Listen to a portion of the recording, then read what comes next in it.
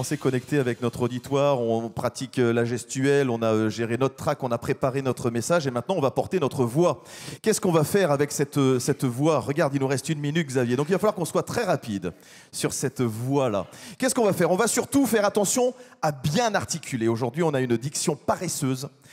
On parle beaucoup trop vite. Sachez que ceux qui parlent trop vite ne sont pas écoutés. Et donc faites un effort masticatoire. On a tous été élevés aux pommes-potes plutôt que de croquer des pommes. Et c'est ça qui nous a rendus feignants avec notre mâchoire.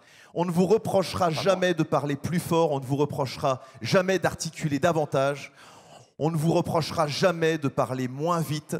Donc, considérez aussi votre auditoire par votre voix et puis par votre intonation. Oui, alors nous, comédiens, on a une habitude, c'est de ne pas faire attention aux voyelles et de faire très attention aux consonnes.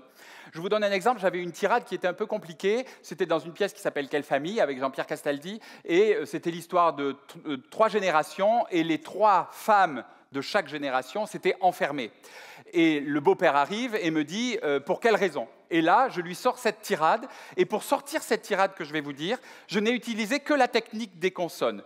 Il a dit alors, et pour quelle raison se sont-elles enfermées? Pour une raison qui ne concerne en rien les 2 précédentes, mais dont vous devez avoir une petite idée, puisqu'elle rejoint la raison de la plus jeune, qui, par opposition, a décalqué sur la mienne, qui, du coup, s'est trouvé une raison différente de s'enfermer, pour donner raison à la plus jeune, qui avait la même raison que la plus vieille.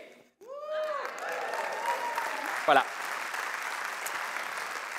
Et en fait, quand on a des choses comme ça un peu compliquées à dire, ou un peu rapides, on s'astreint à marteler et utiliser les consonnes. Déjà, ça fait passer. Et ensuite, on attire la réaction du public. C'est évidemment la technique que j'ai utilisée, c'est-à-dire j'ai parlé à mon partenaire et je vous ai passé la main en faisant comme ça et vous étiez obligé d'applaudir. Et ça marchait à chaque coup. Ça, c'est de la manipulation, ça, Xavier.